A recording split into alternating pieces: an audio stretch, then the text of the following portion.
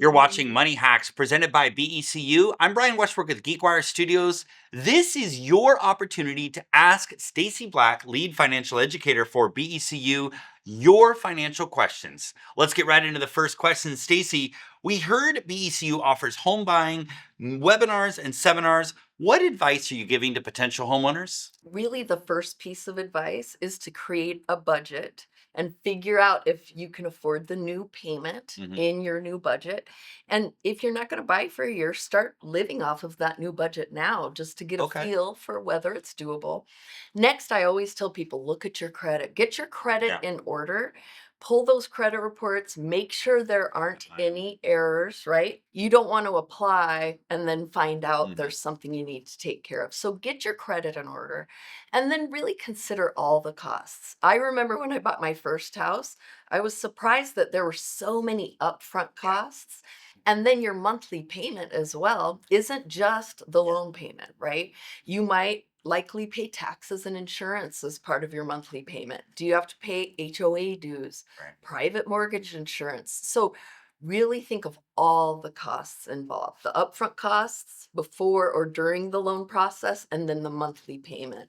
Let's go to your next question. What are some immediate actions we can take if we feel like we're living paycheck to paycheck? Yeah, that can be difficult. And I think one of the first things we can do is really track our spending. Okay. This isn't fun, but it's really eye-opening. And I do this every January, just the start of the new year, track everything I spend. And I used to keep a checkbook register and actually write it down. Now there are free checkbook register apps. Yep. But if I go to the vending machine and buy a soda, I'm going to write down soda, however much that is. Then you have a clear idea of where your money goes. So many people say, I just got paid.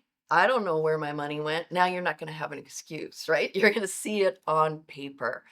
And then start thinking about cutting back. Okay. Typically, I'm not going to tell someone you have way too much coffee, never drink, never Sure. buy coffee again, right? But be realistic. Think about cutting back instead of completely out.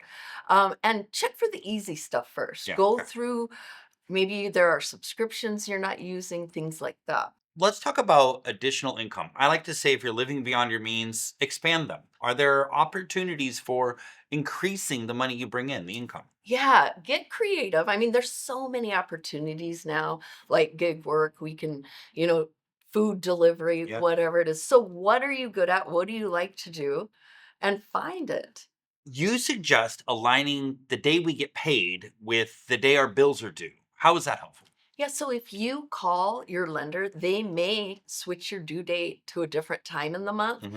It makes it easier for budgeting. Let's say you get your big paycheck the beginning of the month and you want to pay a bigger bill at the beginning of the month. Check with them to see if they'll move your due dates for you, Sure. Sometimes they'd just love to get paid. So right? whatever day works for you. And it makes budgeting so much easier. This is a fun question that we get asked a lot. Reducing money on streaming services, auditing and optimizing digital subscriptions and services. This is a great way to help manage miscellaneous expenses. What should we be thinking about here? You know, and I just did this, and I do this every January. I go through and list all my subscriptions, streaming services. I take a look at my bank account and see what's coming Sure, out. watch stuff, right? Yep, and make sure I remember everything, or my credit card statement, and list them all out and the amounts. Then you want to evaluate what you're really using. Yeah.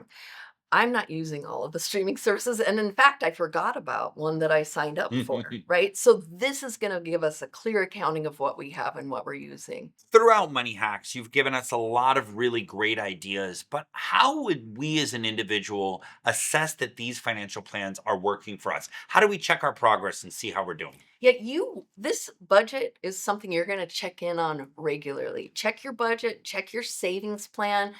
Are you sticking to it?